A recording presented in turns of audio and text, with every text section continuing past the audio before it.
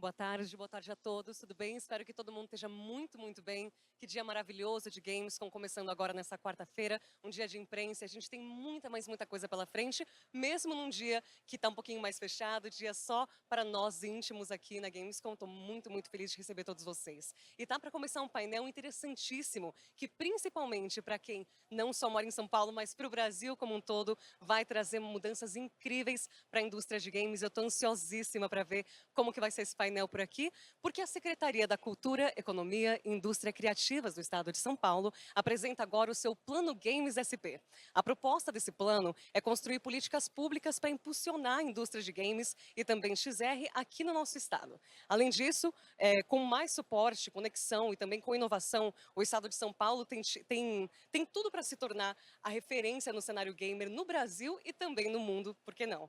E quem apresenta o Plano Games SP aqui na Gamescom Latam 2025 é a secretária da Cultura, Economia e Indústrias Criativas, Marília Marton. Por gentileza, o palco é seu. Seja muito bem-vinda e muito obrigada pela sua presença.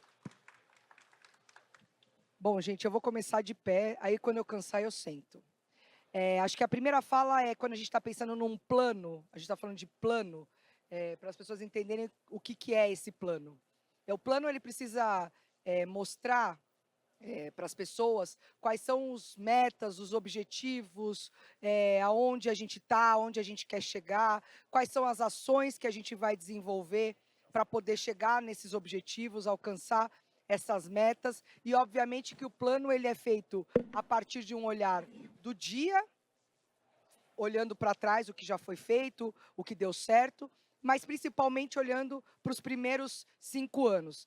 E, obviamente, esse é um plano que ele vai se moldando conforme o setor vai andando e melhorando e se desenvolvendo, e as estratégias vão se acertando conforme a gente vai entendendo também como o mercado funciona. Lembrando que a gente está falando de um plano de games que é uma indústria extremamente internacional. Então, não basta apenas olhar para o mercado brasileiro, ou não basta apenas olhar para as estratégias ou para os indicadores do Brasil. É sempre muito importante a gente estar antenado naquilo que está acontecendo aqui, no mundo, no vizinho, ou aquilo que já está pré-determinado, ou, como diriam aí, eventualmente, aquelas adivinhas, né? Aquelas pessoas futuristas que falam um pouco do que pode ser que vai acontecer. Então, a primeira coisa para dizer é um pouco sobre o fomento, que é uma das linhas em que a gente está pensando, o que a gente fez nos últimos anos, né? Então, a gente tem aí a linha de fomento de 2023, as linhas de fomento de 2024, lembrando que em 2023 foi um ano excepcional, porque a gente teve a Paulo Gustavo, que tratava especificamente sobre audiovisual, entendendo que games é uma área extremamente importante e grande parte do dinheiro do audiovisual aí foi destinado a games. E a gente teve aí, em 2023, um salto de investimento. É óbvio que a gente já sabia, isso já tinha sido discutido com o setor, que esse valor era muito improvável que a gente conseguiria manter no longo da execução da PNAB, porque a PNAB ela está para atender todos os setores. Mas em 2024 a gente mantém aí uma ordem de mais de 6 milhões e meio de editais dedicados à área de games. Lembrando sempre que a gente fala em desenvolvimento, em VR, XR, olhando todo o setor. E, obviamente, isso é um salto muito grande que a gente vê dos últimos 4 anos. O ano de 2025, a gente terá um pouco mais de recurso para a área, mas ainda em torno aí desse valor de 7 milhões de reais. Então, para contar um pouco também do que a gente fez internamente na secretaria, e aí olhando para o lado da questão da formação, e a gente entendendo que esse é um mercado crescente, o quanto a gente tem necessidade de profissionalizar as pessoas para o setor, né? Quando a gente fala de investimento, a gente fala de crescer o mercado, é sempre importante a gente lembrar que não basta crescer o mercado e depois a gente ter um problema grave de mão de obra. E mais do que isso, é bom, é uma crítica, mas não é, mas é importante também a gente lembrar. A gente fala sobre universidades, e as universidades elas são regidas por uma série de legislações. E a gente sabe que nem sempre elas correspondem na mesma velocidade da necessidade do mercado. Então, quando a gente pensou no CUT SP Pro, que é a escola de profissionais da cultura, trabalhadores da cultura, a gente, dentro de uma linha específica chamada de audiovisual, então a escola de audiovisual, tem todas as trilhas formativas que são construídas juntos com o setor para poder também preparar os jovens. E, obviamente, dentro de um dos programas mais importantes da Secretaria, que é as Fábricas de Cultura, que estão em 15 prédios espalhados na capital e alguns no interior de São Paulo, a gente também desenvolveu trilhas formativas de 1 ano e meio, em que a gente prepara jovens para poder entrar no mercado de games. Seja para ser empreendedor, seja para ser um colaborador, ele está preparado para poder chegar nesse mercado e, enfim, também poder construir a sua carreira a partir desse lugar. E, obviamente, a gente tem a questão da internacionalização, como eu falei na abertura, que é uma coisa extremamente importante para nós, faz parte desse movimento do plano, porque não adianta a gente construir os desenvolvimentos de games ou construir um mercado nacional pensando apenas no mercado nacional. Esse é um mercado extremamente internacional, é um mercado que não tem barreiras, não tem fronteiras, não tem nada que impeça dessa colaboração, e para isso é fundamental que o Estado de São Paulo desenvolvesse aí uma estratégia. E o Creative SP, que ele também é desde 2022, então a gente tem essa série histórica, já faz missões relacionadas ao setor desde ali.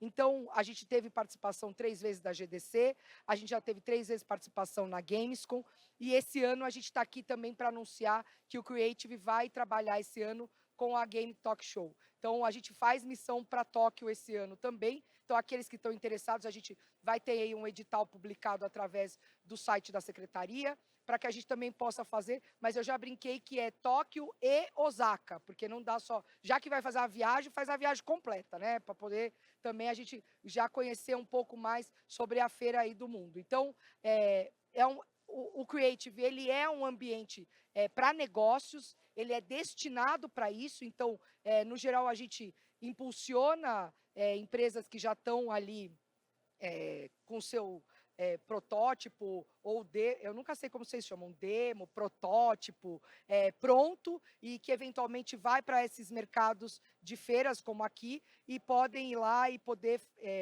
trabalhar e dividir com os parceiros internacionais para coproduções, co-lançamentos, enfim, ou publishers que vocês também precisem aí para poder alcançar o mercado internacional. A gente os números são grandes, eu não preciso falar, porque quem é do setor sabe o quanto a gente trabalha num setor que tem um movimento enorme de recursos. A gente está falando aí desses últimos 3 anos em 59 empresas que participaram dessas missões, mais de 450 milhões de reais em negócios projetados, enfim. E a gente tem uma projeção de emprego gerado a partir desses negócios para mais de 1.700 empregos gerados. Então, quando a gente fala de PIB da economia criativa, quando a gente fala sobre o quanto o mercado da cultura gera de negócios, obviamente o games é um dos lugares que mais tem essa geração. A gente fala que o recorte do audiovisual, no geral, é um recorte que faz aí os números dispararem. Mas, obviamente, junto com moda, dentro do PIB da economia criativa, são os grandes lugares que geram emprego, renda e enfim, tem toda essa geração de negócios.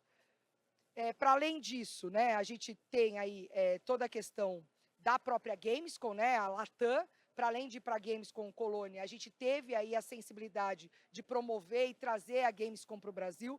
A gente entendia que a Gamescom não era um evento de São Paulo, do estado de São Paulo ou do Brasil, ele era um evento para além dessa fronteira. A gente hoje é o maior evento da América, né, apesar da GDC ser um ambiente muito importante, não alcança o tamanho que a Gamescom Latam alcança, e a gente então tem essa preocupação de poder trazer para cá, perto dos maiores mercados aqui da América Latina, que é, enfim, São Paulo, a possibilidade de vocês poderem ter, num ambiente desse, os negócios mais perto. Então, os números do ano passado, obviamente, acho que quem viu a abertura viu a felicidade que é poder ouvir dos players, né, dos nossos parceiros internacionais, como eles ficam felizes com os números, eu brinco que a gente só perde para a China e para a Índia, porque aonde que a gente tem uma cidade de 12 milhões de habitantes ou 30 milhões no seu entorno?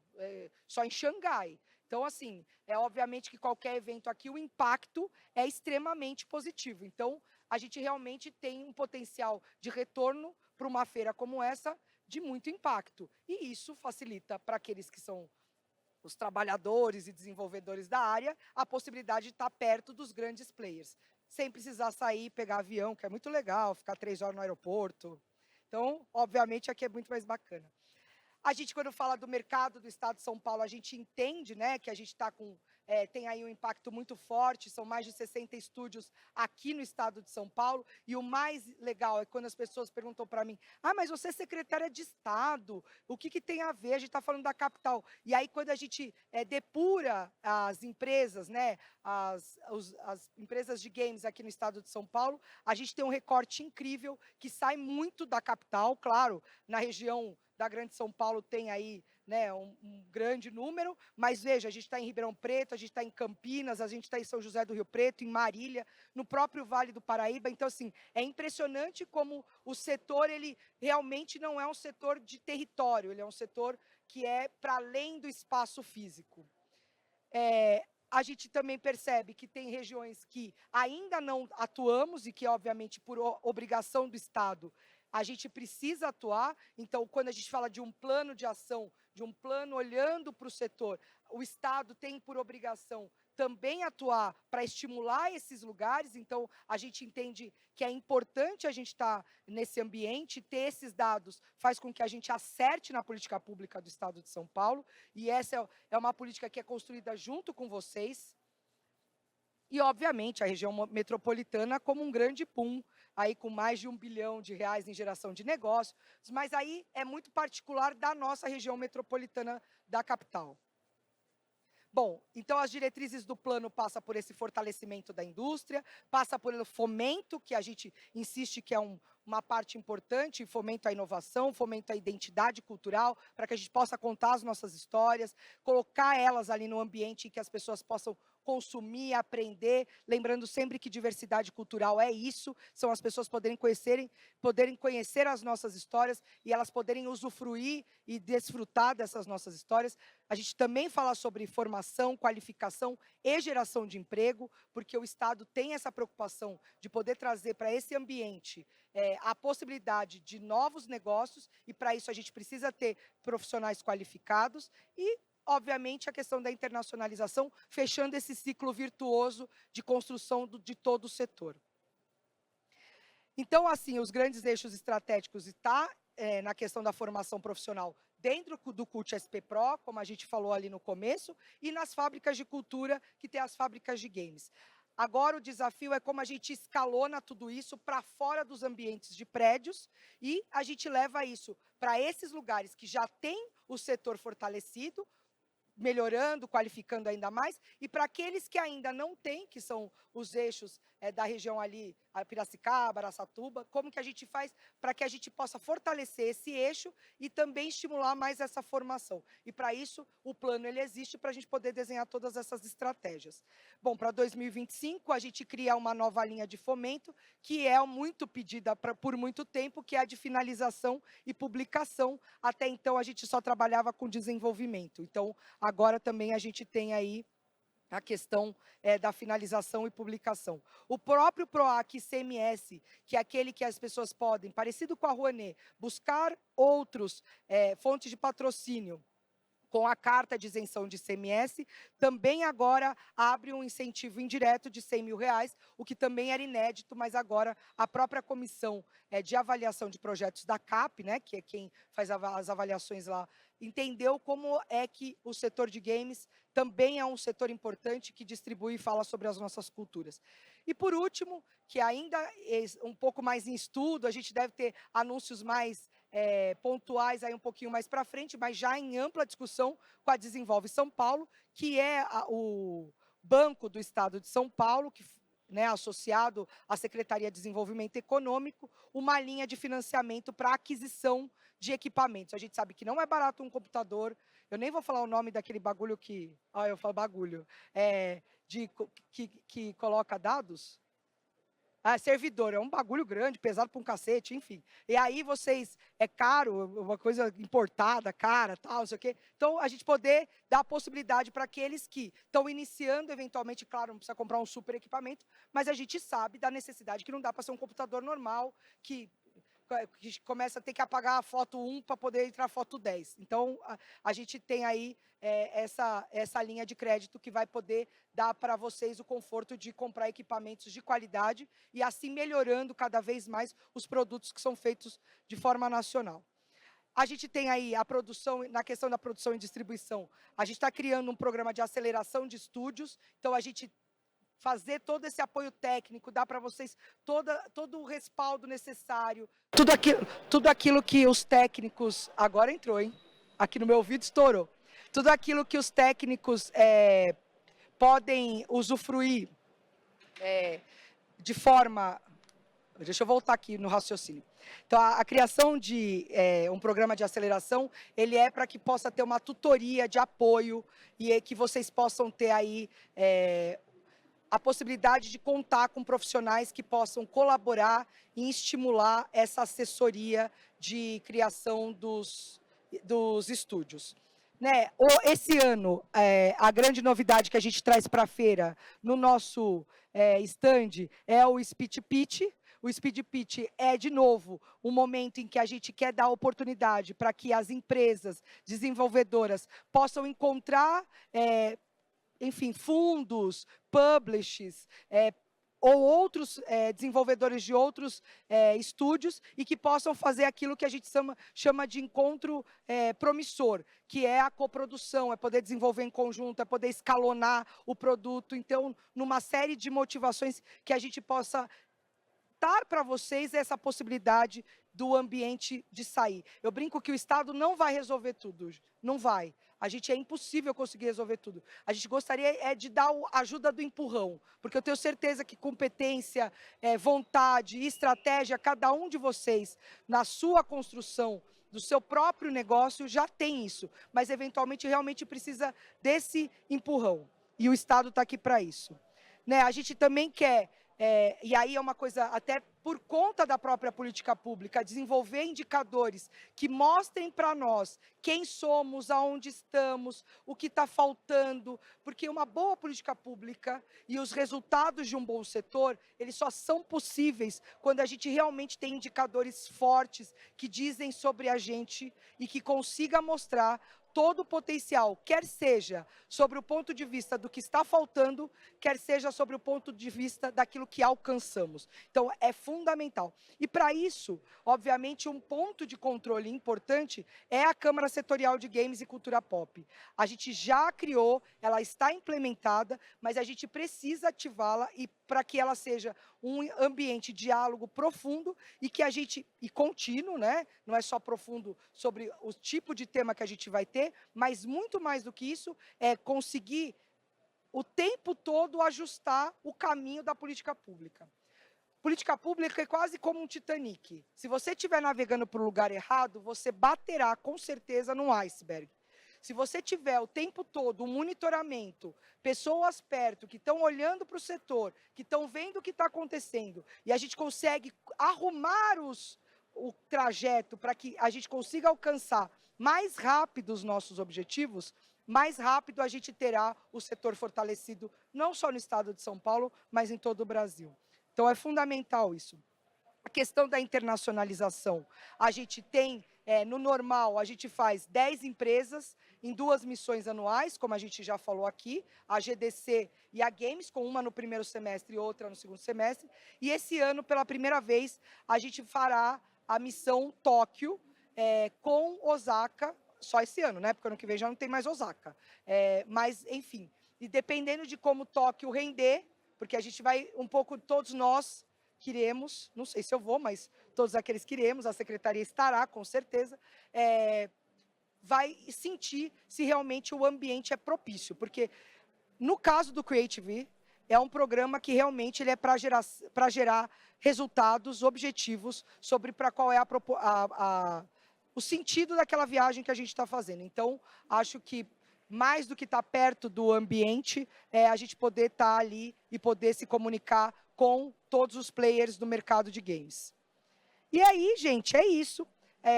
O nosso jargão na secretaria é que tudo vira CUT SP. Nesse momento, esse palco, essa feira e tudo aquilo que a gente constrói aqui, a gente gostaria de construir mais perto de vocês. Tem o QR Code da secretaria. A gente gostaria muito de poder ouvir, opinar e construir junto com vocês uma política pública forte, perene, contínua, porque governos vão embora, mas políticas de Estado ficam. E quanto mais perto de vocês, melhor será essa política de Estado. Muito obrigada e boa tarde.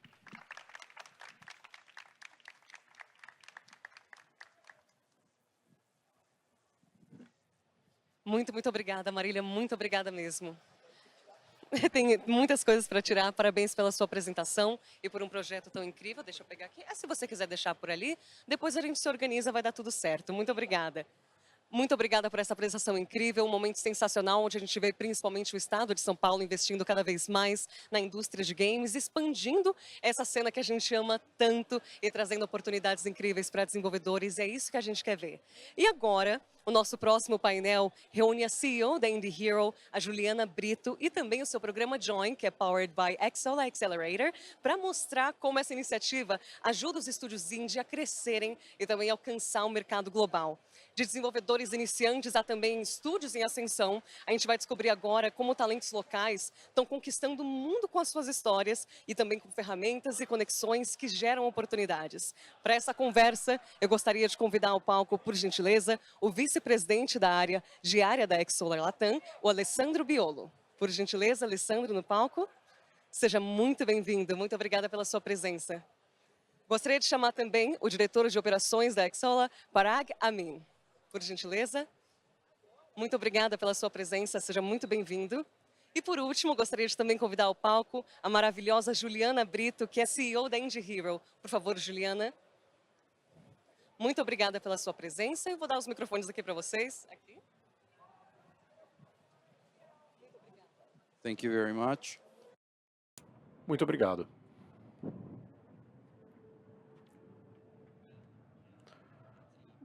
Muito bem, é um prazer e uma honra poder compartilhar esse painel com vocês. Acho que podemos começar com uma breve introdução. Juliana, por favor.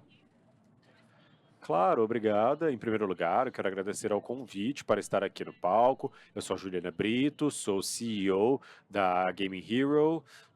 Somos uma maratona de desenvolvimento de games e também fazemos programas de aceleração, incubação no mundo todo e também fazemos alguns eventos.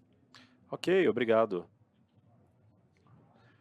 Obrigado, Alessandro. Eu sou o Parag Amin e trabalho com a Xsola, com o nosso programa de aceleração e também temos um departamento de financiamento com a Xsola. Nós apoiamos os estúdios indie a expandir seus projetos para que ele chegue à frente de um investidor, receba financiamento e ajudamos a lançar games bem-sucedidos, colocando em termos simples. Ok, posso falar sobre mim então? Meu nome é Alessandro, eu trabalho para a Xsola, eu sou vice-presidente para a região e sou um ex-desenvolvedor de games. Eu amo games e amo tudo relacionado à comunidade de desenvolvimento de games. E é por isso que eu estou apoiando muitas das iniciativas que a Juliana citou. Uma das iniciativas que você trouxe e me empolgou bastante é o programa Conjunto. Estamos aqui para falar um pouquinho sobre ele, sobre o programa Join. Então, Juliana, antes de falarmos sobre o Join, conta pra gente como nós podemos entrar no Join. Certo, para esse ano, infelizmente já encerramos, mas abrimos os nossos canais com a Xsola e com a Indie Hero e o nosso servidor na Discord para aplicações para o mundo todo. E aí selecionamos 81 estúdios de 9 países diferentes, mas principalmente na América Latina. 95% dos estúdios vêm da América Latina. E aí Para ser selecionado para esse programa, temos dois grandes critérios. O primeiro é que o estúdio já deve ter lançado um game no Steam, para celular, ou eles precisam ter um game já bem avançado. Então não é para empresas no começo do desenvolvimento, mas empresas já prontas, que tem certeza que elas querem ser uma empresa. Ok, falando sobre o programa Join, o que é esse programa? Parag? Bom, a Xsola criou um programa de aceleração para ajudar os estúdios com a parte comercial dos games. Muitos estúdios têm muito talento criativo no mundo todo, né, principalmente no Brasil, mas temos que ajudar esse poder criativo a formar uma empresa. A parte artística, a parte criativa de fazer um game é, claro, muito importante, mas ela precisa ainda ser bem sucedida no mundo maior da perspectiva comercial. Então criamos um programa junto com o Indie Hero e o Join para apoiar estúdios independentes em programas de mentoria e mais de 45 especialistas no mundo todo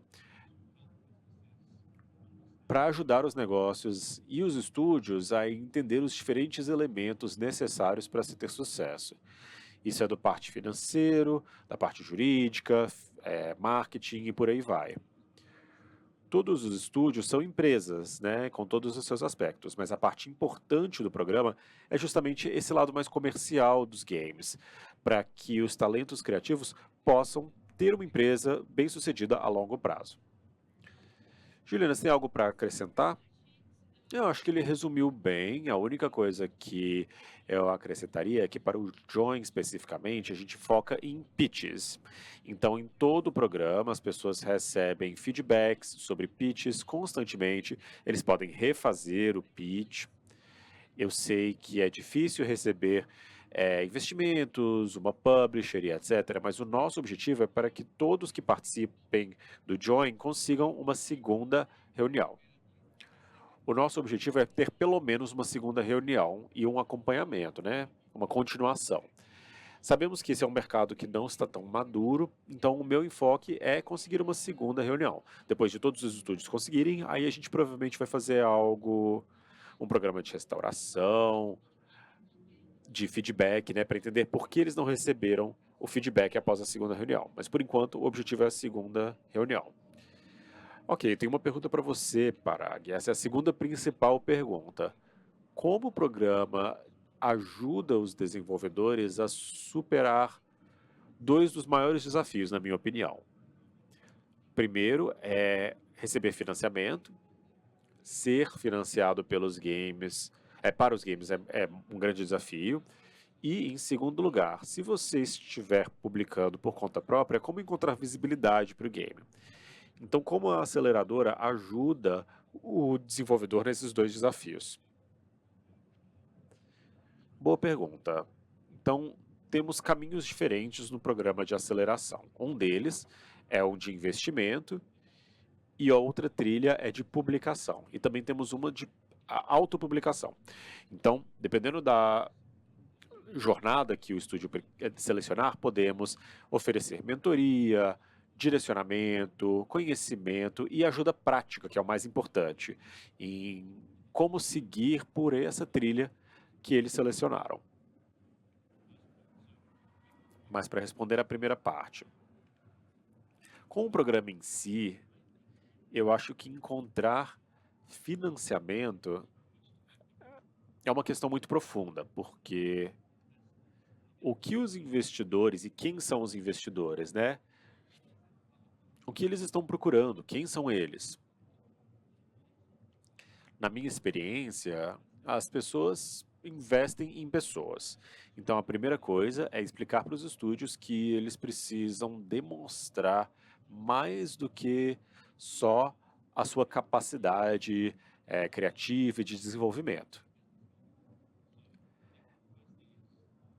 Então, em primeiro lugar, eles precisam estar mais abertos a entender que ter um estúdio é mais do que apenas fazer um grande game. E o que os investidores procuram? Eles procuram um projeto no qual eles vão acreditar, seja porque eles são um gamer e eles gostam de jogar e gostam da ideia, e porque eles veem um retorno ao investimento que eles podem fazer naquele game. Então, o conselho que tentamos dar para os nossos estúdios que participam do programa é: pensem a longo prazo. Se eu der para um estúdio um recurso financeiro hoje, vai levar pelo menos 18 meses a 2 anos para o jogo ser lançado. E aí eles vão precisar de recursos para marketing após o lançamento, e aí o que eles vão fazer se o game tiver sucesso? Então você precisa de pelo menos um plano para 3 a 5 anos para construir sua marca, seu produto, seu game, seu estúdio. É importante pensar a longo prazo, não é só o agora. E os investidores investem no longo prazo. Então, grande parte desse programa significa explicar para as pessoas os elementos de gerenciar uma empresa e também como se planejar. Ok, e com esse desafio da visibilidade, que conselho você tem? Porque isso é um desafio muito significativo, né? Eu acho que a visibilidade tem 2 aspectos. É a sua marca e trazer algo ao que as pessoas se interessem, e isso também tem a ver com o marketing interno. Então, ter especialistas na empresa sobre elementos significativos do negócio, que também inclui o marketing, significa que você pelo menos vai conseguir embalar o que você tem, seja através de trailers, ou seja através da parte gráfica, ou seja através de criação de comunidade, e tem várias formas de fazer isso, mas ter um pessoal focado nisso, seja terceirizado ou dentro da própria empresa, focado na marca, para criar uma marca boa, e alguém para disseminar, propagar isso com as ferramentas certas, a Xsolla tem ferramentas, outras empresas têm ferramentas e existem ferramentas externas para promover uma marca. Mas a primeira parte é construir essa marca a ser promovida.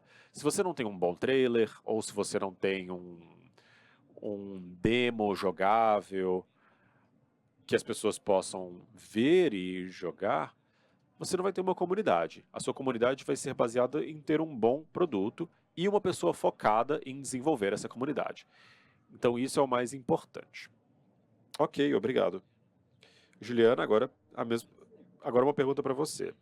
Qual é o valor real? Eu sempre gosto de falar sobre isso, né? Sobre o que é real. Porque todos nós temos sonhos. Eu era desenvolvedor também. Então, a gente sonha, mas precisamos ganhar dinheiro no fim das contas, né? Então, qual é o valor real do Join e do Xsolla que o diferencia dos outros programas? Olha, como você falou de outros programas, mas não existem muitas aceleradoras de games, principalmente na América Latina. Eu acho que somos a primeira, né, que abarca toda a América Latina. Então, se olharmos as aceleradoras do mundo todo, também não temos tantas para termos uma boa base de comparação. E não muitas são apoiadas pela Xsolla. Exato. Então, claro, a Xsolla é incrível, ela tem grandes mentores, grandes investidores, mas além disso, também temos rodadas de negócios no final dos programas. Então, no Match temos já 20 publishers que participam online, e isso traz um valor real agregado. Além disso, temos a Indie Hero, que é uma comunidade, um ecossistema, que junto com o programa Join, também lançou um espaço físico em Brasília, de 650 metros quadrados, para o setor de games se reunir, trazer especialistas. E como tudo na vida, a melhor parte de um programa é atingida através do networking, falando com as pessoas, recebendo um feedback real. E o online é bom, mas quando você está ali cara a cara, os negócios ainda estão relacionados às pessoas, como tudo, como vendas. Receber investimento ainda está relacionado às pessoas.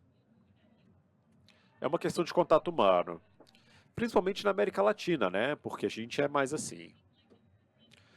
Então, acho que o programa traz esse tipo de espaço físico. E eu não sei se existe algum outro hub no Brasil que tem uma aceleradora, principalmente na América Latina, né? Uma aceleradora já é raro. Quanto mais tendo um espaço físico, isso é muito mais raro.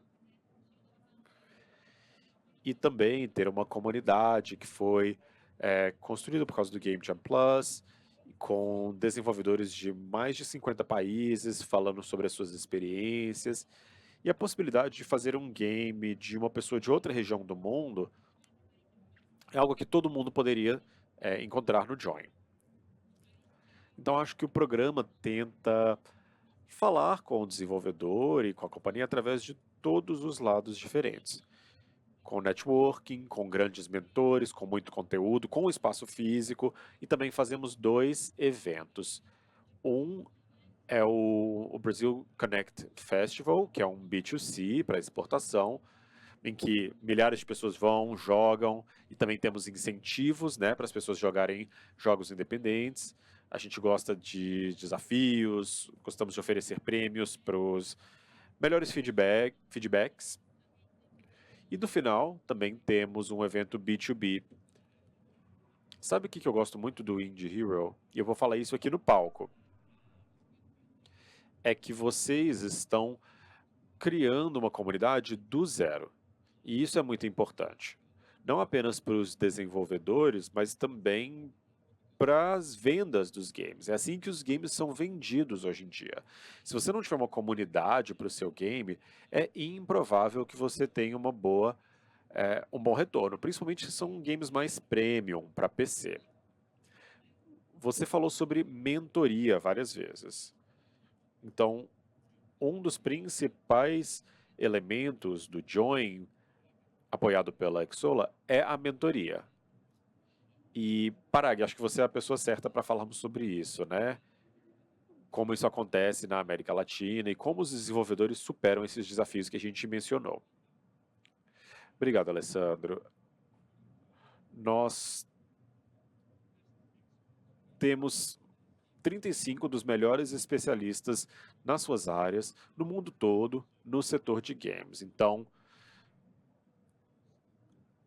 são pessoas que nos apoiam na criação de conteúdo. Isso se baseia nos insights deles, na sabedoria, na experiência deles e tudo que eles têm feito. Mas a maior parte deles está na indústria há mais de 20 anos. E eles têm muito conhecimento sobre como ter sucesso em diversas áreas diferentes. Então não é só uma ou duas pessoas tentando ensinar tudo para todo mundo.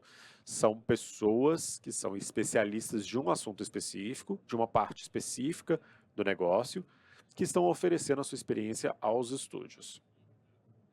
E isso é alinhado a uma mentoria ao vivo com pessoas que têm uma experiência mais ampla em algumas áreas e menos experiência em outras. Pessoas reais ou inteligência artificial? Pessoas reais. Não precisamos da inteligência artificial ainda. São pessoas reais que fizeram coisas reais e tiveram grande sucesso, mas que também tiveram certos fracassos, né? Pessoas reais passam por fracassos. A maior parte das pessoas bem-sucedidas já fracassou em algum momento. Errar é muito bom, porque você aprende. Tudo na vida é uma lição, de uma forma ou de outra. Então, pessoas com muita experiência, que passaram por altos e baixos, estão numa posição melhor para poder guiar, apoiar, oferecer mentoria e também mostrar para os estúdios que teremos, sim, momentos difíceis. Tem momentos bons, momentos difíceis, e a vida é assim. Isso é uma coisa boa. Então, ter mentores que já passaram por todo tipo de circunstância, ganharam, perderam, enfrentaram todos os diferentes problemas que você pode encontrar, bom, essas pessoas podem oferecer muita sabedoria. E, portanto, a mentoria é extremamente importante para os estúdios poderem navegar as águas turbulentas que sempre vão existir. E até que eles cheguem, né, ao sucesso. Então, isso pode ser oferecido através de uma mentoria. Certo, temos mais alguns minutos. Juliana, vocês iniciaram o programa esse mês, em abril, e vocês já tiveram experiência com alguns mentores. E o que você tem para contar para gente? Está funcionando bem o programa? Eu já gerenciei programas de aceleração para o governo, para o Sebrae, e eu posso dizer que temos o mais alto nível de interesse. Então, a maior parte do conteúdo é gravado, e as pessoas assistem esse conteúdo gravado toda semana. O que é bem impressionante, porque normalmente nas universidades, isso tem sido um problema na educação no geral, as pessoas se comprometendo à conclusão de um curso. Então, você está dizendo que as pessoas estão inspiradas? Acho que sim, porque na mentoria ao vivo, raramente eu vejo alguém vir por uma mentoria ao vivo nos outros programas. E nesse caso, muita gente está vindo. Então, as pessoas estão empolgadas, o feedback está sendo muito bom. Eu estou satisfeita com os resultados que estamos tendo. Ótimo, então eu vou encerrar essa conversa com uma pergunta difícil.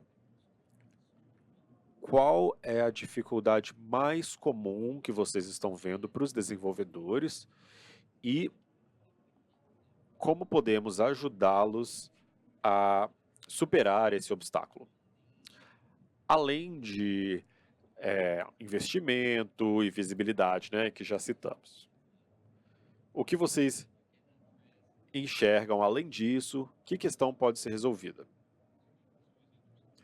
Bom, para mim, o que é sempre interessante é que o maior desafio que as pessoas enfrentam, normalmente é o desafio desconhecido. No caso de muitos estúdios, todos eles dizem que o maior desafio é financeiro, né? Levantar recursos, ter um bom orçamento. Você leu a minha pergunta muito bem, né? Mas na verdade, isso é uma consequência do verdadeiro desafio, que é o desconhecido, que é o seguinte: se você não tiver um planejamento sólido, e se você tiver uma empresa que não é bem criada, estratégica e com credibilidade, tanto na parte de operação quanto financeira, então, se você tem isso, aí fica muito mais fácil conseguir recursos. E no mundo de estúdios independentes, pouquíssimos têm um plano de negócios, um modelo de negócios, um modelo financeiro, uma estratégia de marketing, um modelo operacional e uma equipe. E essa equipe pode incluir agentes de inteligência artificial, não precisa ser amigos, mas ter uma equipe para apoiar esse plano. Se você tem tudo isso, você deve estar no top 1 a 5% de todos os estúdios. E se você consegue levar esse plano para um investidor, principalmente se ele tiver uma propriedade intelectual, uma visão, sabe, com o segundo, terceiro, quinto game, aí você vai ter uma posição muito mais forte para receber o apoio financeiro que pode parecer o desafio. Então, o desafio não é receber recursos, é criar um produto e uma oportunidade para um investidor que tenha credibilidade suficiente para você receber aquele recurso. É uma oportunidade de negócios, né? Porque não tem muito programa que ensine a fazer um pitch do seu game. E talvez o seu game não seja uma boa oportunidade. Então, eu posso passar anos falando sobre pitches, ensinar você a fazer um excelente pitch, mas se você não tem uma boa oportunidade para o investidor, aí isso não vai fazer sentido. O produto é o jogo, a equipe à sua volta é a infraestrutura que vai apoiar o jogo e, digamos, a visão, a estratégia a longo prazo é a cobertura do bolo, né, que pode executar em cima de se ter um ótimo produto e uma ótima equipe. Então, é isso que os estúdios devem estar olhando, e é esse o apoio que estamos tentando dar. Olha, eu não poderia concordar mais. Acho que os estúdios, às vezes, tentam fazer um planejamento a longo prazo, mas não têm experiência suficiente, então eles estão produzindo o primeiro jogo e aí já está tomando 2, 3 anos, nunca lançaram nada, não sabe como é que funciona o mercado e estão pensando em plano a longo prazo. O que eu somaria a isso é o seguinte, a mentalidade de publicar 1, 2, 3 jogos, lançar na plataforma, ver como é que é receber feedback de clientes reais e depois disso, construir um plano mais a longo prazo, porque aí você vai ter pelo menos um pouquinho de experiência para fazer escolhas aí para 3, 5 anos no futuro. Sim, é melhor tentar e falhar do que nunca ter tentado, né? Eles precisam fracassar mais e falhar mais e mais rápido, inclusive. Olha, estamos para fechar essa daqui, então.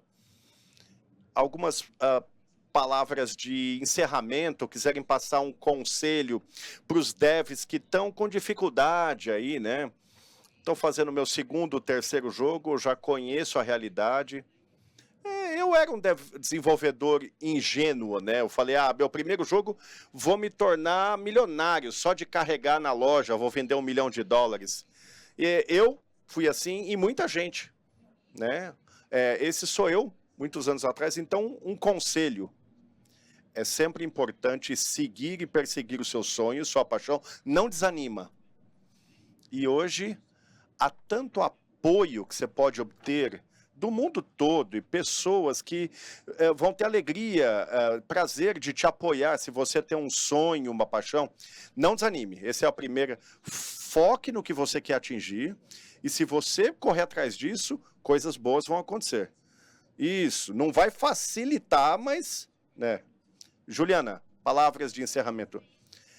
A Indie Hero, nome, se baseia na jornada do herói, nós nos posicionamos como aquele mestre mais antigo, de sabedoria, ajudando o herói a chegar no próximo desafio, a vencer o próximo obstáculo.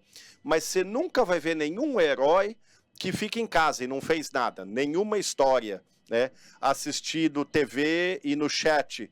O herói sai de casa, então minha orientação é saia de casa, venha para os eventos, converse com as pessoas, se exponha, para você ter a sua jornada de herói e ser o herói da sua própria história. Muito bem. Olha, um prazer estar com vocês aqui, pessoal.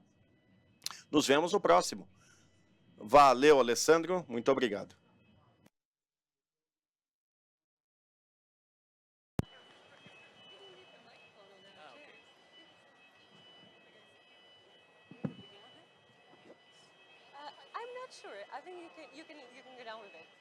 Muito, muito obrigada. Que apresentação incrível, uma excelente entre a Juliana da Indie Hero e com esse projeto que é o Join Powered by Xsolla. Muito, muito obrigada por uma apresentação tão sensacional como essa. Primeiro dia de games, quando as coisas já estão boas assim. Muito obrigada, querido, seja muito bem-vindo. E agora o nosso próximo painel, um painel muito importante que vai discutir principalmente o panorama evolutivo da produção de jogos na América do Sul. Com condições pós-Covid, principalmente, o contexto macroeconômico também sendo considerado nessa equação, isso é uma coisa que gerou muita pressão de custo que afeta também a indústria de games e, com isso, muitos players querem otimizar os seus processos e também buscar novas parcerias e explorar uma região tão importante quanto a América do Sul. E essa sessão vai abordar justamente como você expandir os seus negócios e também se associar aos estúdios sul-americanos para aproveitar as oportunidades e também mitigar os riscos nessa região. Para essa conversa, eu gostaria de convidar o Nuno Palma Lopes, que é da Keyword Studios. Seja muito bem-vindo, muito obrigada. E moderando essa conversa tão importante que a gente tem aqui agora no nosso palco 3 da Gamescom, a gente tem também o nosso conselheiro da indústria de games, Mark Stanley. Sejam muito bem-vindos, muito obrigada e até mais.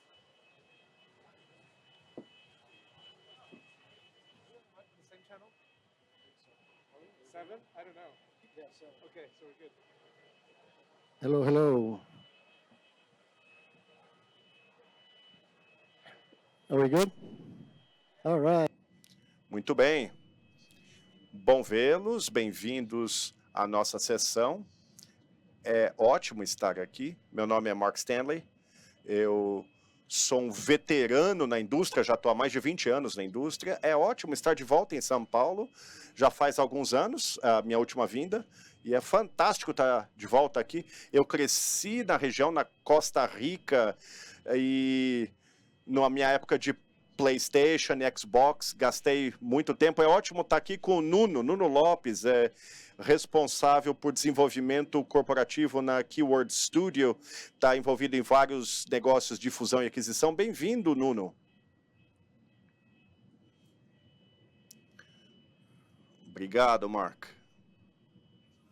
Valeu, Mark. Olá a todos, é ótimo estar aqui, muito feliz de vê-los. Um pouco como o Mark, eu já estive no Brasil. A última vez foi o que? 10 anos atrás. Eu morei aqui 20 anos atrás, então é bom estar de volta, é bom estar aqui para falar um pouquinho a meu respeito. Estou na Keywords há 7 anos, mais de 30 negócios para Keywords. Já vi um pouquinho, já. Antes disso, paguei os meus pecados trabalhando com fusões e aquisições, estratégia corporativa, então é bom estar aqui. Nuno, é ótimo tê-lo aqui, você mal conseguiu chegar, obrigado, né? Alguns voos cancelados, acabou de aterrissar e aí agregou valor à economia do vestuário de São Paulo, né? Comprando roupa.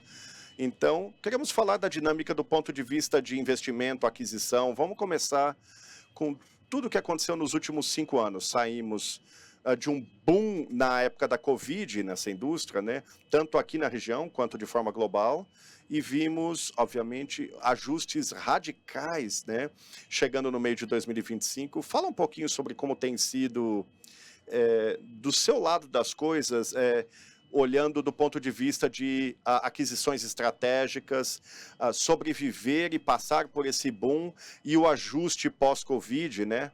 Sim, lógico. Ótima pergunta, Mark. O que aconteceu foi que se a gente retornar aí no tempo, 2021, as pessoas estavam, sabe, a coisa estava crescendo muito capital sendo jogado na indústria de videogames, capital novo sendo jogado na indústria de games, era mais fácil e mais barato o capital, muitos estúdios sendo abertos, muitos postos de trabalho sendo criados, e o resultado é que para muitos estúdios, cheios de oportunidades, para aqueles que queriam comprar, né, achamos que a coisa estava ficando quente demais, né, estava aquecido demais.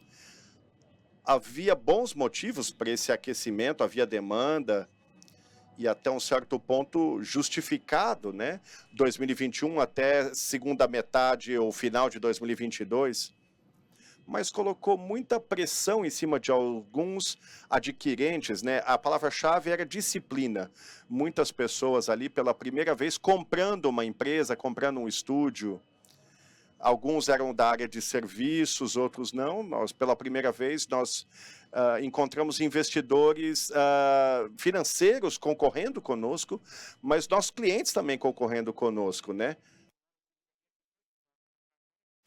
As expectativas sobre a valorização das empresas, o valuation, estavam muito acima, né?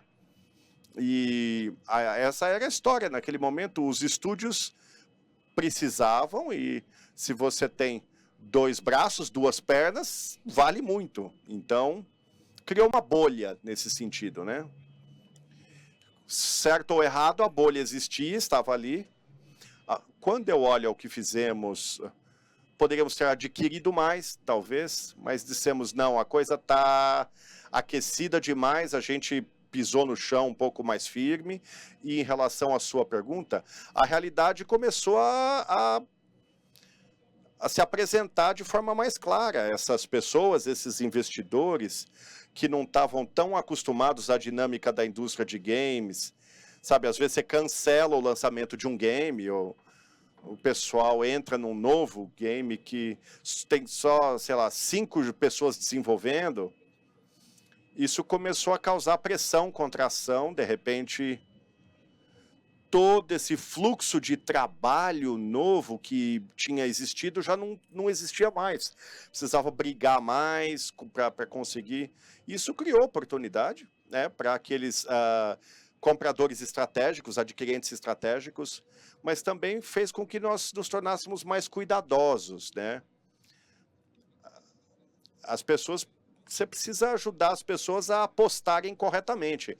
Muitos desses estúdios que cresceram, sim, trabalharam em projetos interessantes, fizeram um bom trabalho, mas alguns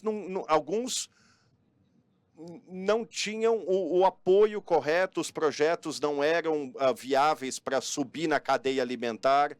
E aí, para o pessoal que estava adquirindo, né, e para Keywords, é o pessoal que trabalha com top tier, né? Tem um pessoal que já está ali, que já tem a cicatriz, está acostumado com essa ralação.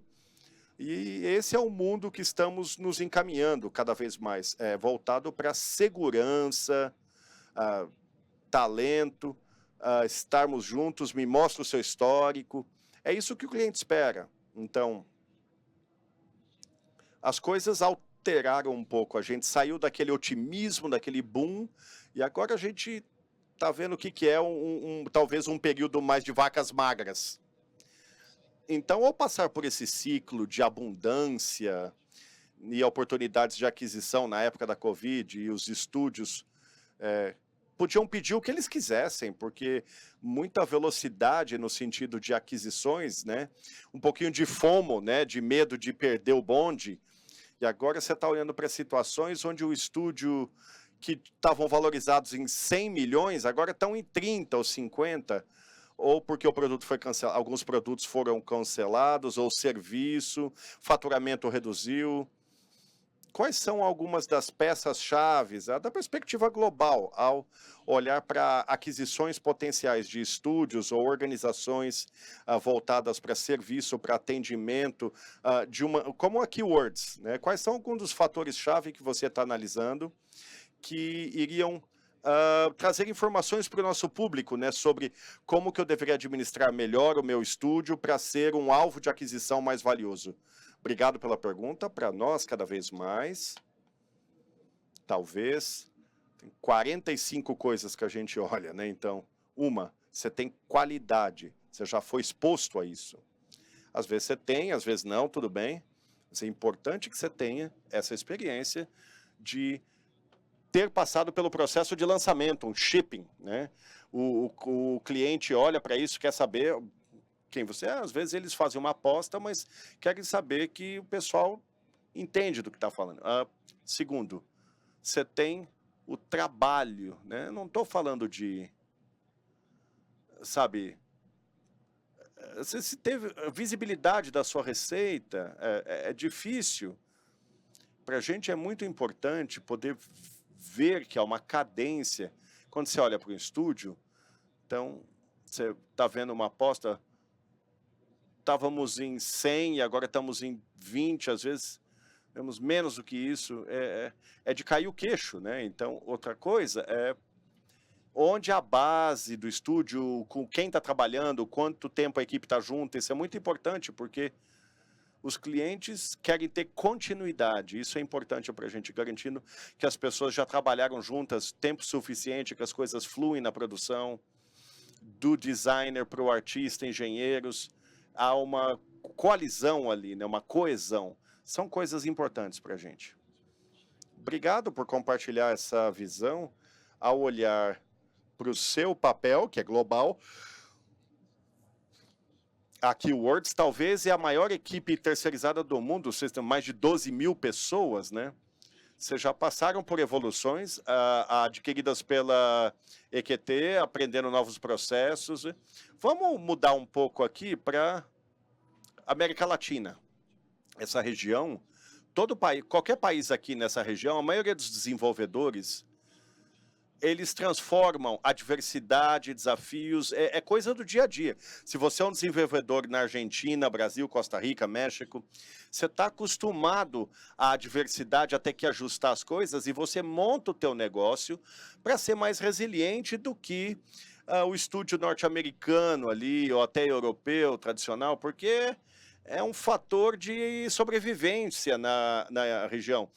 A diversidade, desafios. Ao olharmos para a América Latina e olharmos para oportunidades de aquisição, ao desenvolvimento, os estúdios que estão aqui, que de forma comparativa, geralmente são vistos como estúdios mais verdes, digamos, a América do Norte, né, Estados Unidos, mas há muitos desenvolvedores aqui com mais de 15 anos de experiência atendendo estúdios maiores ou desenvolvendo seus próprios produtos.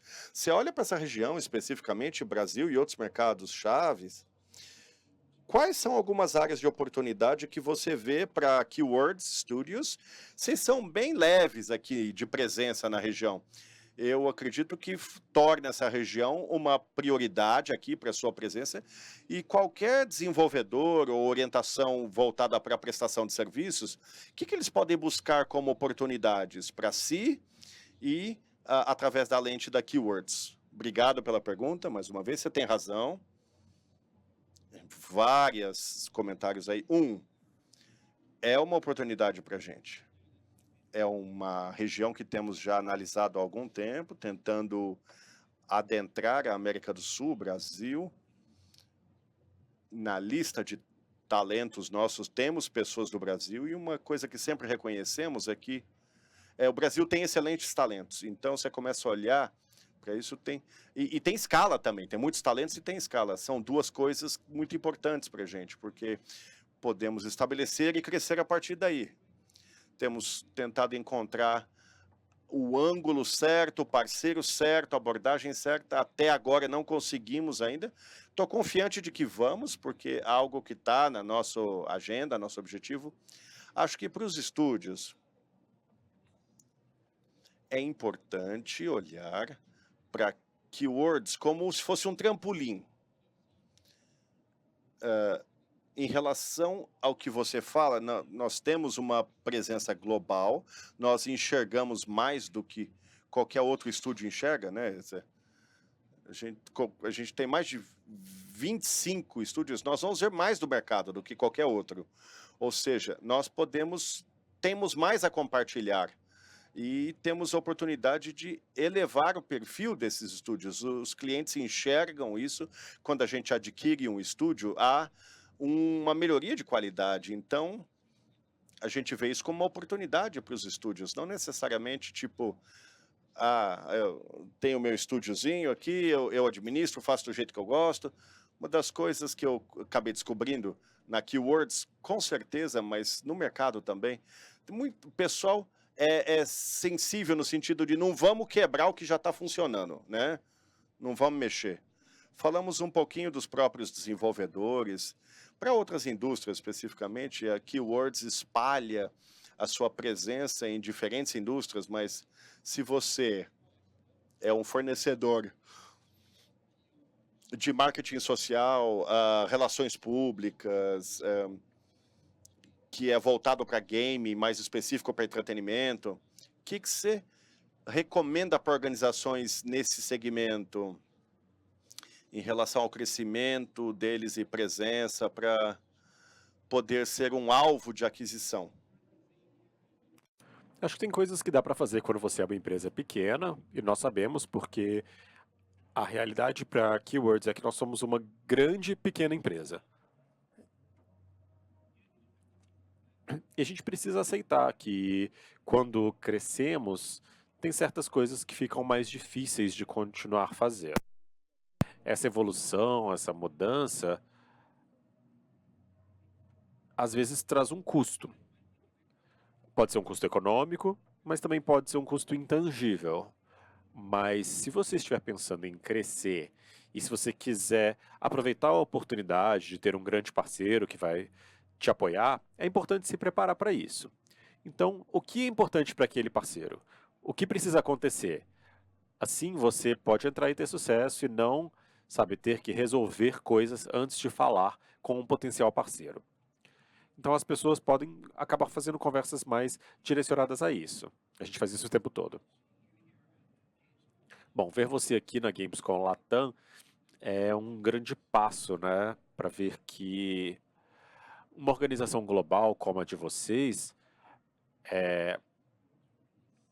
precisa realmente passar mais tempo aqui, né, para ver a paixão do setor nessa região, a resiliência, né, dos desenvolvedores no Brasil. Eu acho que mais empresas globais precisam estar aqui por mais tempo, né?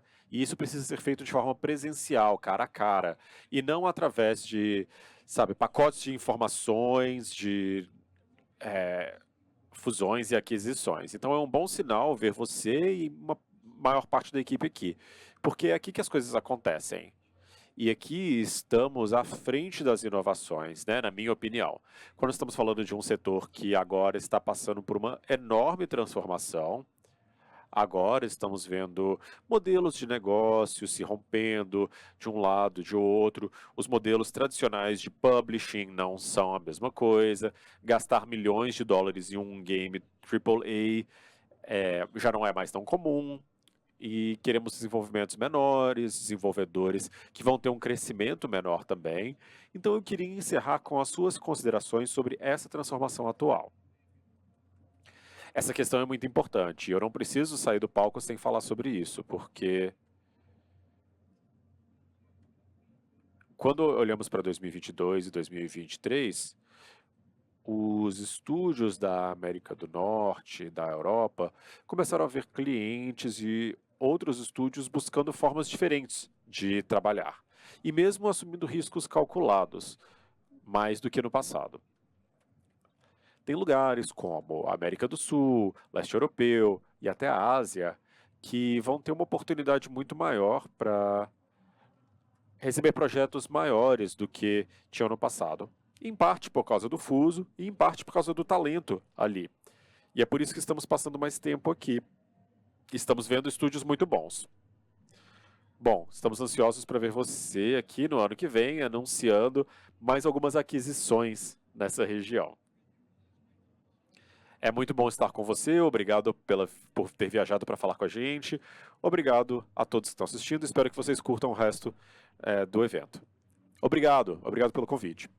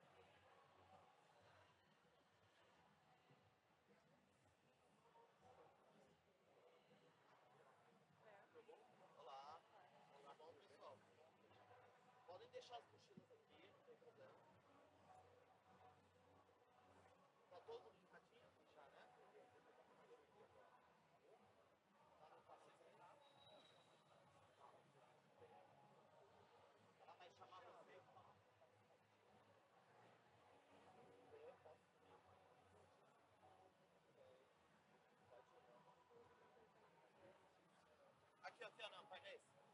E leva esse aqui também. Deixa pra mim naquele banco. Que painel sensacional que foi agora mediado pelo Mark Stanley. Muito, muito obrigada.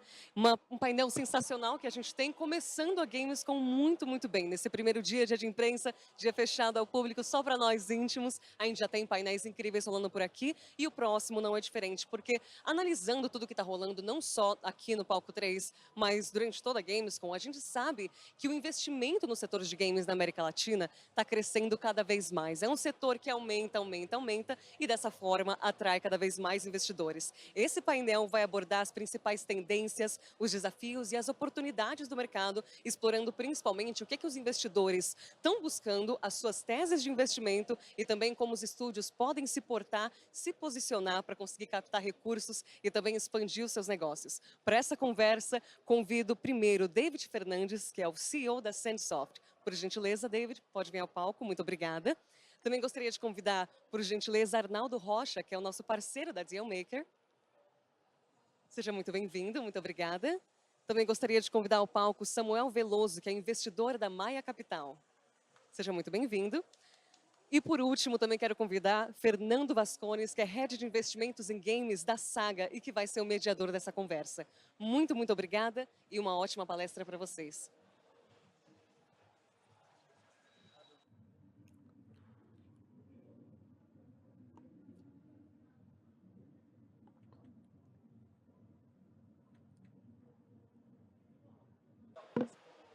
Alô? Alô, vocês estão me ouvindo? Tudo bom? Boa tarde todo mundo. Boa tarde, Davi. Vamos começar com as perguntas aqui. Queria que cada um falasse um pouco 10 segundos do que vocês fazem, para pelo menos a audiência saber. Boa tarde a todos, meu nome é Arnaldo Rocha, eu sou M&A e Fundraising Advisor para empresas de tecnologia. A Dealmaker atua há mais de 20 anos no Brasil, ajudando empresas de seed stage até later stages em fusões, aquisições e captação de recursos. Boa tarde, obrigado pelo convite. Eu sou Samuel Veloso, sou do time da Maia Capital. A gente é um fundo de investimentos early stage, focado na América Latina. A gente é agnóstico, mas a gente gosta bastante da indústria de gaming. Tá. Boa tarde, meu nome é Fernando Vascones, eu sou Head de Investimentos da Saga. A gente é focado em investir early stage de 250 a $1 milhão em companhias de games. A gente foca em equipes. Davi? Hello, my name is David Fernandez. I'm the CEO. Olá, meu nome é Davi Fernandes, eu sou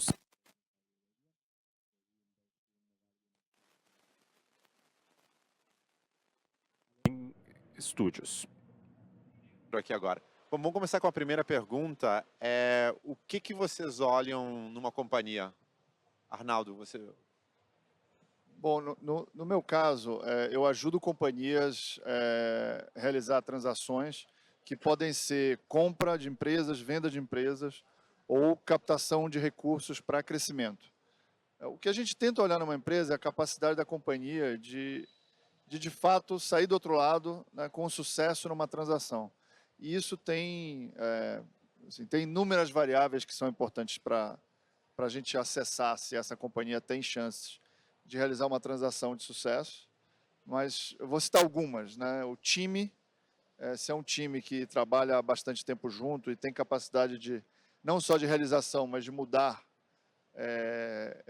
conforme problemas ou oportunidades aparecem. E, obviamente, a existência de um motor de negócios que seja minimamente sustentável, né? Para falar de games, muitas empresas conseguem ter um sucesso inicial muito relevante, mas às vezes não tem o aparato necessário para que esse sucesso se repita ano após ano, né? Essa é uma das questões que a gente tenta acessar quando a gente vai discutir oportunidades com o cliente. Bem, assim, como investidor, eu estou bem próximo do mundo do Arnaldo, né? O nosso sonho é que as empresas que o Arnaldo vai ajudar a gente, elas chegarem do outro lado para a gente ter retorno.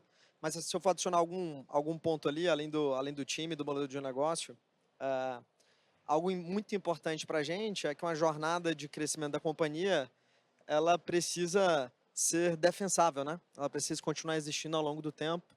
Então, a companhia tem que ter algum elemento diferenciador que faça com que ela consiga servir os seus clientes e crescer a base de cliente com tempo, sem competição que vai destruir valor no meio do caminho. Então, é basicamente para isso que a gente olha adicional. Davi? I think in our case is slightly similar. O nosso caso é muito semelhante, então estamos analisando equipes, a sua forma de desenvolver games, também analisamos a tecnologia que eles usam para o desenvolvimento, analisamos a viabilidade comercial dos games, mas como publisher, com publishers, buscamos sinergias entre os estúdios e as nossas capacidades. Somos um pouquinho diferentes, porque no nosso caso a gente tende a estar do lado da compra e não tentar vender os negócios. Então a gente tem uma curiosidade sobre como reter talentos, a equipe e construir essa propriedade para o longo prazo. Qual é o erro que todo mundo faz, Davi? Quando a pessoa vai fazer um pitch para você? Qual o erro mais comum que você vê? Porque você deve ver você, a sua equipe. Bom, no nosso caso, nós somos desenvolvedores. A maior parte dos estúdios vai falar da parte financeira, das pessoas, da tecnologia, mas não falam sobre o game em si. Então esse deve ser o erro mais comum nos pitches que eu recebo. As pessoas focam demais em tudo, menos no game. E você?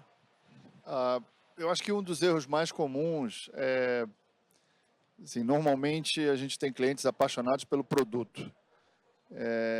E aí, enfim, na nossa perspectiva, que é mais financeira, diferente da perspectiva do David, a gente às vezes encontra times incríveis, produtos incríveis, mas sem o desenvolvimento de uma visão de negócio sustentável, sem a reflexão sobre como essa companhia vai enfrentar a competição. Às vezes, intuitivamente, o fundador, o time, sabe como vai enfrentar a competição, sabe como vai enfrentar os problemas, mas eles não conseguem comunicar isso de forma clara e deixa o investidor ou a gente, né, que está ali para ajudar, em dúvida. E se a gente tem dúvida, e se eles não conseguem explicar direito, ninguém vai comprar ou ninguém vai ser seduzido por aquela história. Eu acho que pegando o que o David colocou, há um balanço entre perspectivas financeiras, produto, arquitetura de tecnologia, competição. Tem que haver um balanço entre esses elementos e o time tem que conseguir contar a mesma história. Pode contar cada um do seu jeito, mas isso tem que ter coerência e as evidências que a organização apresenta nos dados também tem que corroborar esse discurso, senão também não serve para nada. Então, eu diria que, respondendo de forma curta, coerência e ter uma visão completa do negócio, não só aprofundamentos em produto ou alguma outra área específica. Eu acho que o principal problema é que muitas vezes os times estão como um pêndulo, né? Ou elas estão muito pro Davi ou muito pro Arnaldo, no nosso caso específico, assim.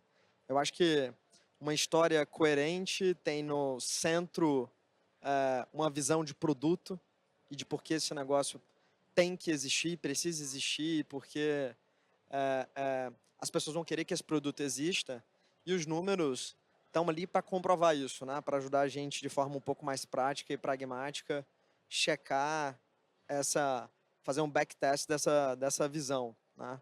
E eu acho que a visão tem que ser tanto do presente, da história que trouxeram até aqui, mas muito de futuro, né? No nosso caso específico, a gente entra e se junta aos times muito no início e vai para uma jornada de 10 anos junto com os times.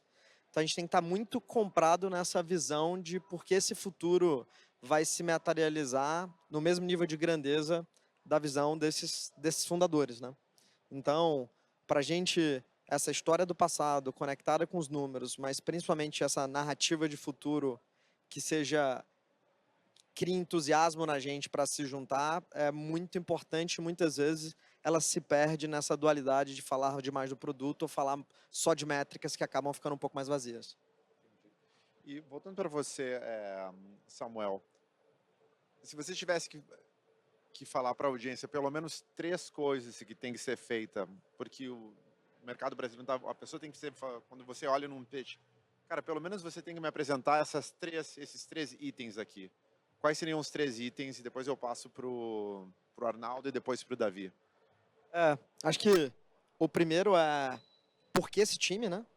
Então tem que estar muito claro porque essas pessoas com as quais a gente está conversando são as pessoas que vão conseguir colocar de pé esse negócio.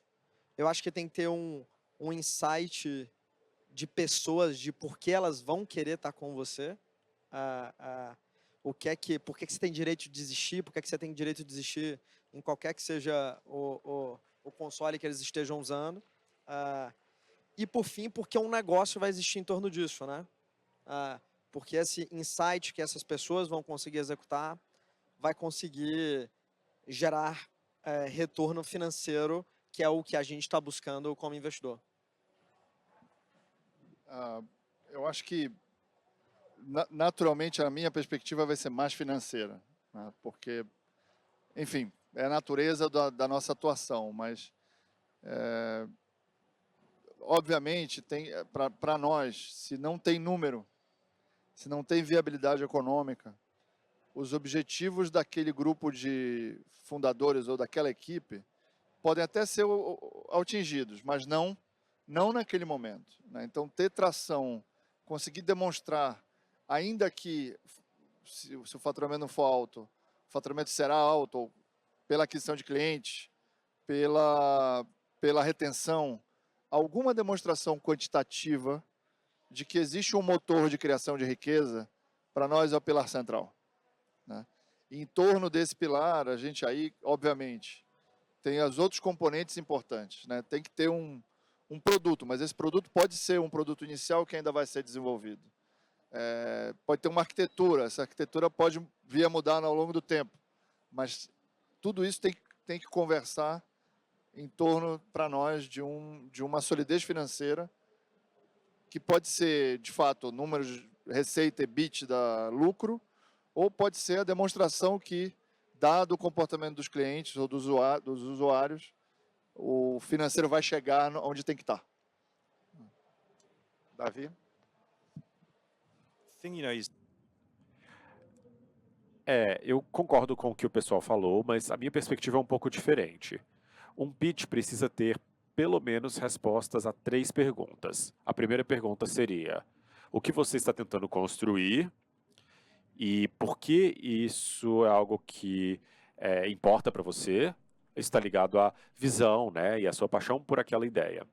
Em segundo lugar, quais são as capacidades que você tem de entregar essa visão? Você consegue executar? E isso está ligado à experiência, às capacidades do time e também os recursos que eles vão precisar. E em terceiro lugar, isso vai ser um negócio? Como vamos conseguir ganhar dinheiro com isso? Essa ideia é comercialmente viável?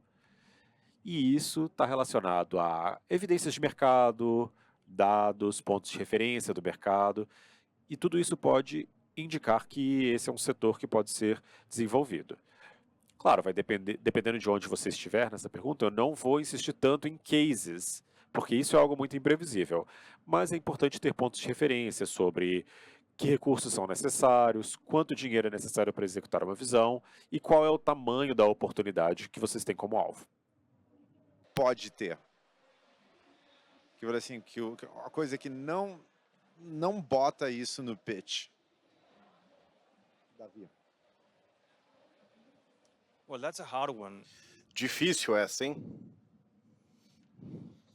Eu suponho, às vezes, que você tem tanta paixão em relação à sua ideia de um game, você acha que você é o público, né, do game. Muitas vezes o pessoal tá bolando um game para ele mesmo e o tamanho do mercado não é suficiente para isso.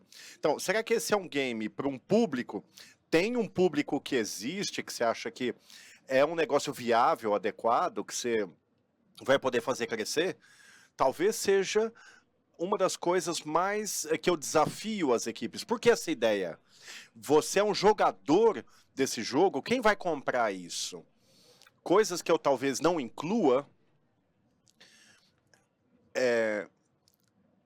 na minha mente, superexposição de KPIs financeiros. É imprevisível. Então, eu posso apresentar 20 business cases com diferentes hipóteses que dão diferentes resultados. Então, é importante ajustar o modelo de negócios com os investidores, parceiros, você tem um entendimento comum da hipótese sendo usada para ter alinhamento, para ver quais são os riscos do business case. E talvez eu sugiro não focar em criar um business case assim gigantão, aquela coisa, né? O próximo Clash of Clans, mas tenta ser mais conciso, objetivo sobre qual é a oportunidade e colocar de uma forma que seja mais digerível, principalmente nos estágios iniciais. Arnaldo? Eu acho que o que o David colocou, extrapolado para qualquer assunto, faz sentido. Eu acho que excess complexity, ou seja, normalmente você encontra fundadores de empresa apaixonadíssimos pelo seu negócio e às vezes eles colocam tudo lá. Eu acho que para quem está se aproximando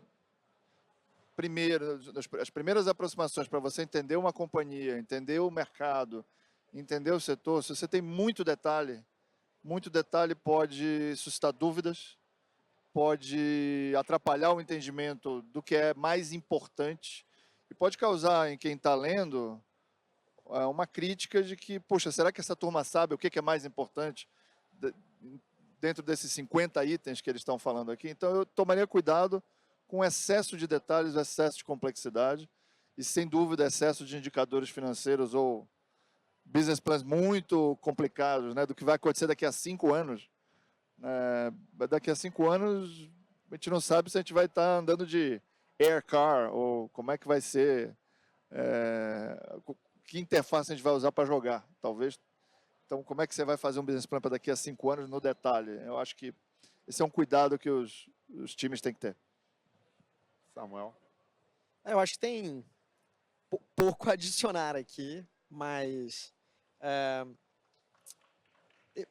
eu até acho que trazendo um pouco mais de textura, porque eles falaram aqui, acho que os melhores negócios que a gente já investiu, se você olha para o pitch deck deles, é vergonhoso, do ponto de vista estético, do ponto de vista de quantidade de informação, né? Eu acho que eles são bem simples, eles usam analogias simples e cotidianas para fazerem qualquer pessoa se conectar com aquilo. Eu acho que é no simples e no menos que você se conecta muito mais fácil. E se você tem sorte num processo... Eu nunca vi um pitch muito completo trazer uma primeira reunião. O que traz uma primeira reunião é um bom insight e um bom time. E aí você ganha tempo e ganha airtime para poder, numa conversa, contar um pouco mais, ou numa segunda conversa, contar um pouco mais. O que acontece muitas vezes é que a gente tem muita informação, tenta cobrir muita coisa e acaba perdendo profundidade de deixar espaço para o time, para o insight brilhar, e as questões financeiras e mais numéricas, elas vão ser ativadas depois, né? Tá. E pegando esse ponto, quantos pitches você vê por ano? Só para você é investidor, só para a audiência ter uma ideia. Tá bom, assim, pitch deck, ou deck sem time, a gente vê lá na Maia 1.600. 1.600 por ano. Óbvio, a gente está em várias indústrias. Então, em 1.600 a gente passa o olho. E aí, como é que funciona o funil? E aí, desses 1.600, a gente deve descer para bater um primeiro papo com uns 300, um primeiro papo. E aí a gente avança para segundas conversas com umas 50 a 60 companhias por ano. 50, 60 por ano para Então, mais ou menos uma companhia a cada semana, a gente está fazendo um deep dive mais profundo. Mais profundo. E Arnaldo? O nosso caso é um pouco diferente, mas a gente vê, sim, vou citar um parâmetro do outro extremo. Sim. Para ter sucesso num processo, a gente normalmente fala com de 70 a 150 investidores, ou se é um processo de venda, um pouco menos, mas normalmente de 20 a 50 potenciais compradores numa primeira rodada de mercado. E esse processo é um processo já, né, talvez dando gancho para outros questionamentos, é um processo em que o time tem que ter resiliência, porque, tal como o Samuel colocou, muito poucas empresas chegam à final. E se você não tiver resiliência de fazer esse processo muito bem feito com todos os investidores, você não vai conseguir chegar no teu resultado final. E caixa, né, gente? Tem que ter caixa para ficar aguentando nesse processo. Tem. Só para as pessoas terem uma ideia, eu vou jogar aqui. Se você está levantando dinheiro, você não espera levantar dinheiro em 3 meses. Tipo, você tem que ter fluxo de caixa para aguentar 6 ou tá comendo ramen por 6 meses para aguentar, para terminar. Mas e tu, Davi? Quantos, não é você que vê, mas quantas pessoas do seu time? Você é o CEO da companhia. Quantos pitches você acha que entre a tua equipe vê por ano? No nosso caso, a gente olha para game studios como publisher. Então, por ano, 150, 200 estúdios por ano a gente conversa. Algumas dessas conversas é só uma parceria de negócios de publishing. 10% desses, talvez, a gente exigem que a nossa equipe de investimento analise. Então, 15, 20 teses de investimento que a gente cobre, dessas, acho que a gente não investe em mais de uma por ano. Sabe, a gente não tem tantos fundos, então, assim, como publisher, a gente precisa complementar as necessidades que essas empresas têm. Acho que entre 150 a 200 estúdios por ano, um investimento a gente faça por ano. Então, 1%, 0,5%. Agora, o que vocês estão mais... A gente tem 4 minutos ainda. Vou fazer isso aqui rapidinho. Arnaldo e Samuel, que vocês tiveram a Visão Brasil, o que vocês estão mais preocupados? Me preocupa ver novas companhias brasileiras surgindo sem ambição de venderem para os outros países da América Latina ou para todos os países do mundo. Acho que a gente tem os exemplos do Vale do Silício e de Israel. Nenhuma companhia nasce nesses países sem a aspiração de ser global. E eu vejo essa tendência de focar no grande mercado que é o Brasil, fechando oportunidades para os novos times. Eu concordo 100% com o Arnaldo. E a gente também está no momento de mais escassez de capital, né? Eu acho que se os times forem muito ambiciosos, a gente eventualmente vai precisar colocar mais dinheiro ao longo do tempo, e essa disponibilidade de capital que vai além do capital inicial que você coloca para os primeiros passos da companhia está cada vez mais exigente, né? Ou então está com oportunidades em alguns outros lugares, e isso pode tornar a jornada de crescimento um pouco mais complexa. Então, é algo que deixa a gente preocupado, e essa exposição muito forte a só o Brasil ou alguns países específicos da América Latina traz dentro esse pool de capital local um pouco menor e acostumado com outros tipos de investimentos que podem dar mais retorno, dado o nível de taxa de juros local, mas não quero deixar ninguém entediado com essa conversa, mas é algo que de fato preocupa a gente, olhando para o negócio para frente. Mas uma pergunta para vocês, antes de passar para o Davi. Mas os fundos locais e os capitais locais, eles estão com apetite de investir? Estou falando como indústria, Sim. ainda, como Sim. o mercado está nesse momento. O pessoal está agressivo para deploy capital, os fundos locais. Falando dos fundos locais, e aí eu acho que o Arnaldo pode até falar melhor, porque ele tem interlocução com todo mundo, a nossa visão eles estão com menos apetite para investir em ativos que nem a gente, né? Que são ativos alternativos. Cara, a gente vive num país de taxa de juros de 2 dígitos, né? Então, sem fazer nada, correndo muito pouco risco, os investidores conseguem construir capital sem estar ali rodando na criação de companhias. Então, a gente acha que hoje está um nível mais baixo que já esteve em alguns outros momentos, e a gente é um ecossistema com muita criatividade, mas também com muita instabilidade política, né? E aí isso faz com que os próprios investidores locais olhem para fora também como uma oportunidade de colocar o capital deles, né? Dado esse nível de instabilidade. Mas, bem, tem muita oportunidade aqui. Acho que tem muita gente que está animada localmente, mas eu acho que a gente não está num pico de animação, não. Acho que é isso. Acho que cautelosamente otimista é ser otimista hoje. Ser otimista, tá bom. Davi, que você está falando de lá de fora, qual é a coisa que te preocupa mais? Rapidinho, que a gente tem 1 minuto e eu quero 5 segundos de cada um para terminar com um tom otimista, pelo menos. O que mais me preocupa são equipes achando que eles conseguem desenvolver jogos que vão ter sucesso comercial, mas no final não tem a capacidade correta de marketing, de comercialização. Eles acham que só fazer o jogo tá tudo pronto. Ele não pensa em como ele vai comercializar o jogo depois. Esse seja o que mais me preocupa. Arnaldo, o que você é otimista? Eu sou otimista porque eu conheço muitos empreendedores incríveis que não vão desistir nunca. Então, isso é inspirador e força a gente a acompanhá-los. Eu tô otimista porque a gente está na era de inteligência artificial abrindo possibilidades para tudo ser reinventado, inovado. Então, é um momento legal para criar.